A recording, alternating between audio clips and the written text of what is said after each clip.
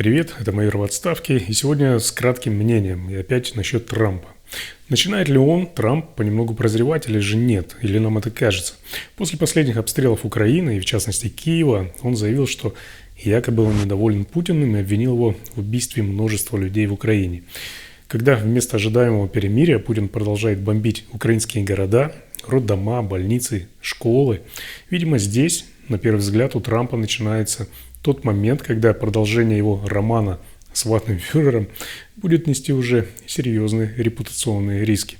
Но готов ли Трамп действительно на самом деле перейти от слов к делу и ударить по своему другу Владимиру там, где это действительно больно?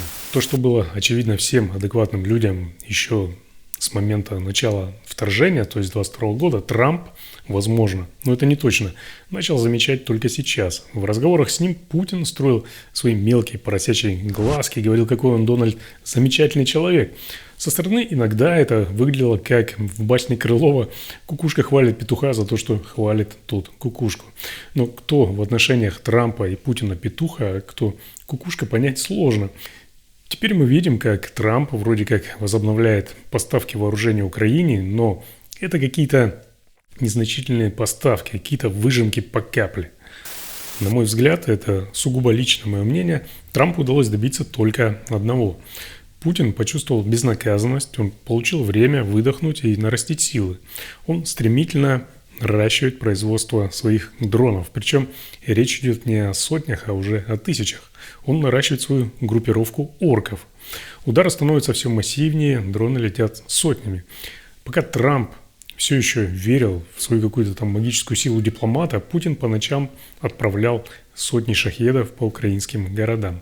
Только за 3 последних дня были 3 массированные атаки по Украине. 9 июля был антирекорд: 728 дронов и 13 ракет. Самый большой удар за все время войны.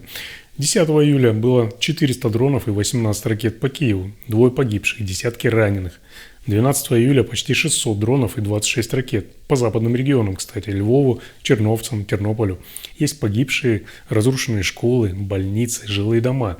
Это уже не война, это террор по расписанию. Почему же Трамп так долго нянчится с Путиным? Ну, во-первых, он восхищается им. Для Трампа плешивый диктатор – это образ сильного лидера, грубого, прямолинейного, без соплей и демократии. Именно такого, каким Трамп хотел бы быть сам, наверное. Отсюда зависть, подражание и какая-то риторическая любовь. Во-вторых, у Трампа долгая история с российским контекстом.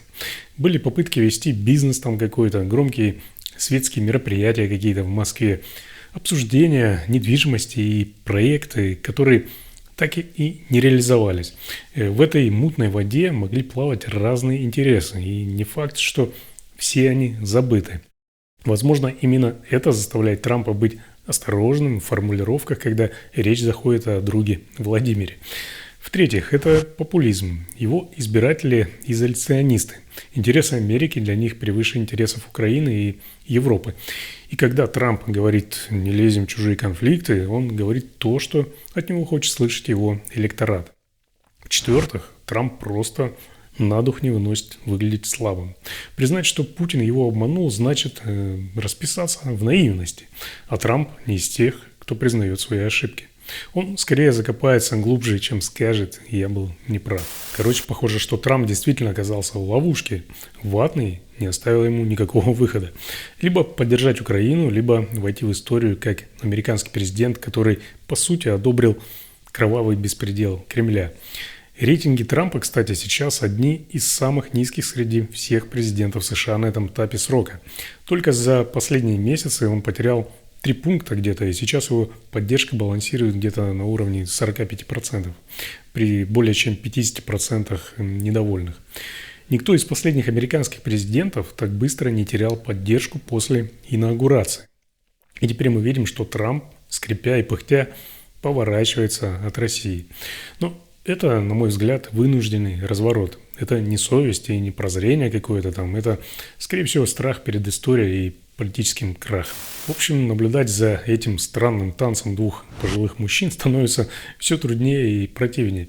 Один запускает дроны по роддомам, другой вместо жесткого ответа качает головой и обещает какое-то важное заявление. Такой себе спектакль, короче. Ну а уже завтра, то есть в понедельник, Трамп пообещал, анонсировал какое-то супер важное заявление по России. Что это будут санкции, военная помощь Украине или просто какая-то очередная глубокая обеспокоенность, узнаем скоро. Хотя, кажется, в Кремле уже давно знают ответ на этот вопрос.